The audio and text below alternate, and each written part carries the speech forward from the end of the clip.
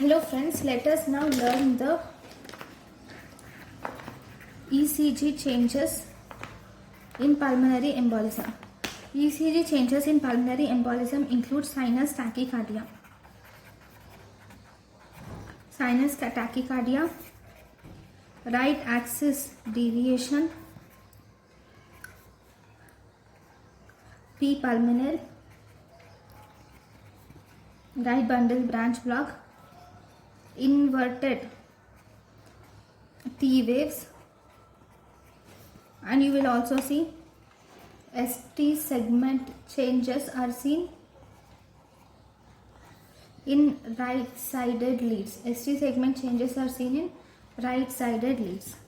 S1 Q3 T3 is seen in less than 12% of people, and if you do ABG or arterial blood gas analysis, you will see presence of mild to moderate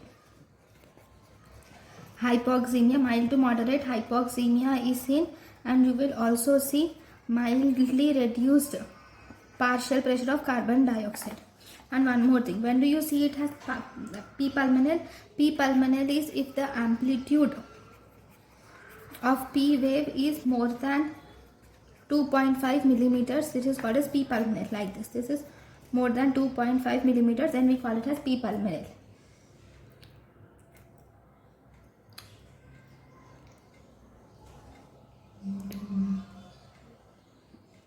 What does S1 Q3 T3 means? S1 Q3 T3 means presence of deep S wave. It means deep S wave in V1, deep Q wave in V3, and inverted, not V3, sorry, lead 1. I'm sorry, lead 1, lead 3, and inverted T wave in lead 3. Okay, so that is what S1 Q3 T3 is. So next,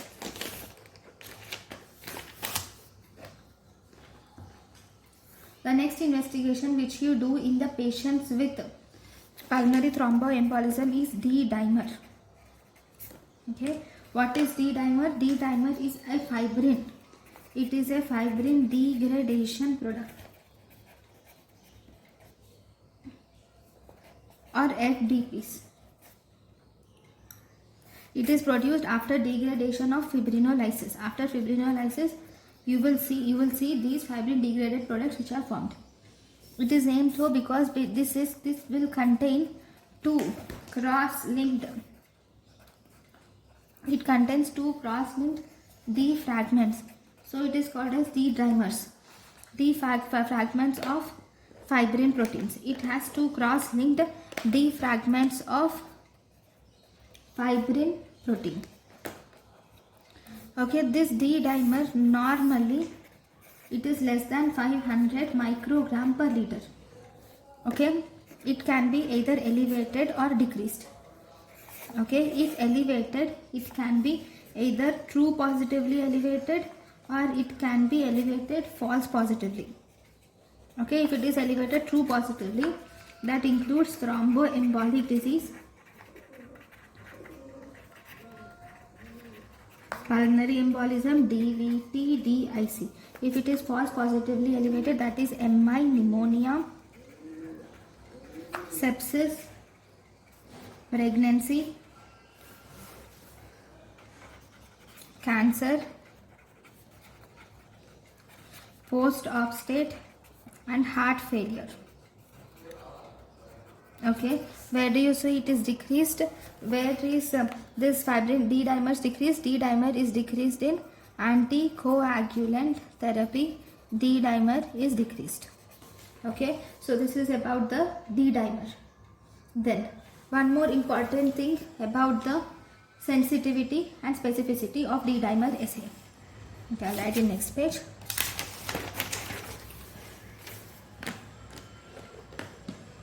Then we can divide it as D-dimer assay two types. One, it is highly sensitive for thromboembolic disease, or it is not specific for thromboembolic disease. One, it is highly sensitive for thromboembolic disease include pulmonary embolism with sensitivity of more than 95% or DVT with sensitivity of more than 80%.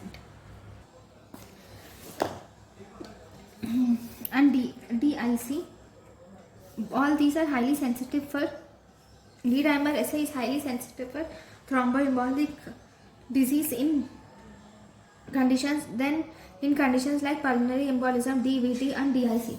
Not specific for presence of pulmonary embolism, that is in these conditions levels are also increased. These levels are increased, but it is not specific for pulmonary thromboembolism. That is in MI, in pneumonia, sepsis, cancer, then we have pregnancy, hepatic failure, and also post-op state. Okay, so these are the important points about D-dimer SA.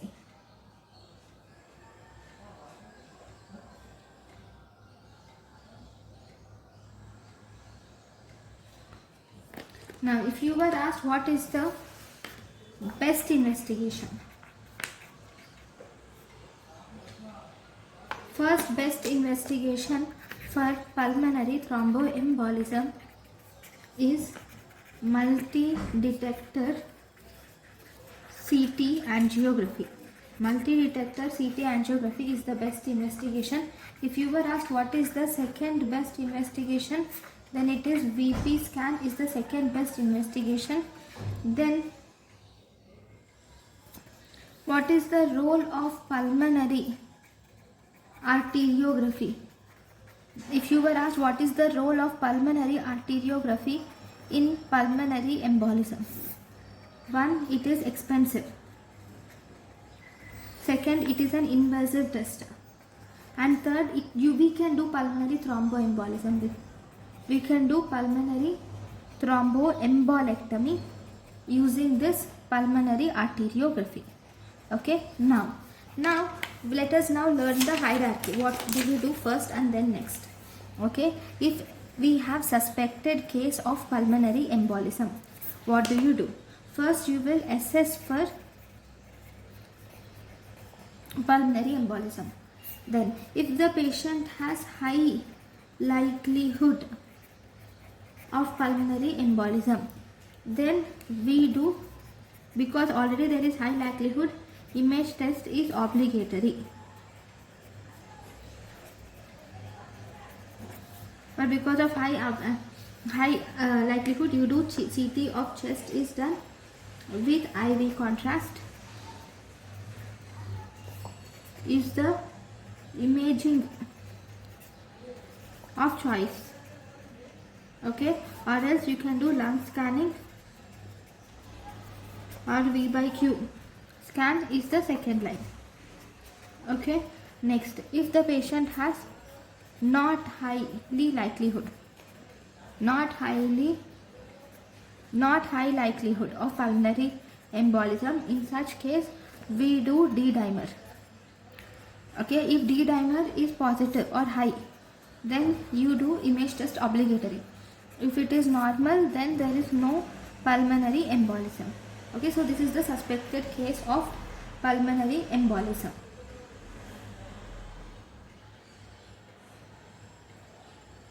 Right, let us now learn some important points about pulmonary arteriography. Pulmonary arteriography. Okay, so pulmonary arteriography, it is actually most specific test for establishing the diagnosis of pulmonary embolism, and this pulmonary arteriography can detect emboli of around 1 to 2 millimeters. This pulmonary arteriography is a gold standard. This pulmonary arteriography is a gold standard test for diagnosing pulmonary embolism. But the main problem here is it is invasive test and it is time consuming test. Because it is invasive test, time consuming test and even expensive test, now we no longer do this. So the chest CT with contrast has virtually replaced it.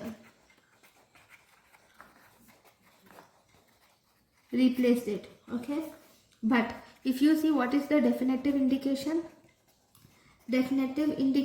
of pulmonary thromboembolism, if you have to do treatment intervention, like if you have to do an embolectomy,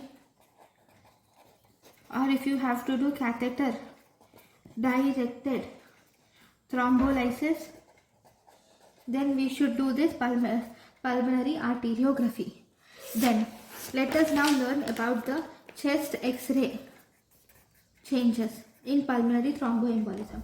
In chest X-ray you see three different signs. One we call it as Hampton's hump. What is Hampton's hump? If this is the diaphragm, you will see a wedge-shaped density like this. You will see a wedge-shaped density above the diaphragm. That is Hampton's hump. Diaphragm. Why is there this wedge-shaped density? Here this wedge-shaped density, here the opacity is distal to the blocked vessel. The opacity of this is distal to the blocked vessel. The base is present towards the pleural surface. And apex is present towards the vessel.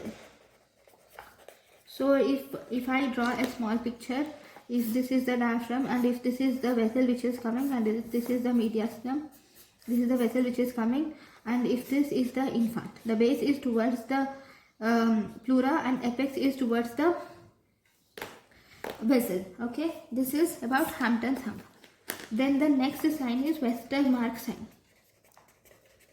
Westermarck sign is you will see focal oligemia. That is, at a part you will see decreased blood supply is seen in one area. Like here you will see no blood supply, no blood vessels. That is focal oligemia. Then the next sign which you see is Palas sign. What is Palas sign? In Palas sign you will see enlarged right descending pulmonary artery. Enlarged right descending pulmonary artery is seen in Palas sign. So these are the different chest X-ray signs which you see in pulmonary embolism.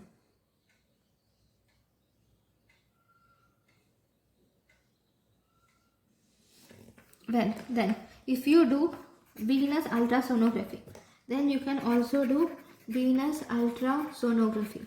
Okay, then if you do venous ultrasonography, you will see this will reveal the loss of veins compressibility. You will see the loss of venous compressibility and you will also see loss of respiratory variation. Loss of venous compressibility and loss of respiratory variation is seen. If venous USG is equivocal or it cannot be, you cannot differentiate it, then you should do MR venography is done. Okay, then you can do echocardiography. Okay, what do you see on echocardiography? On echocardiography, this echocardiography, you will see a sign called as McConnell sign. McConnell sign is hypokinesia of right ventricle with hyperkinesia of right ventricular apex. You see hypokinesia of right ventricle with hyperkinesia of right ventricular apex. That is McConnell sign. This McConnell sign is mainly done. It will help to rule out myocardial infarction, aortic dissection, or it is done to rule out cardiac tamponade. Then if you do an ABG, in the ABG you will see presence of respiratory alkalosis. ABG, it sees presence of respiratory alkalosis. So this is about the investigations.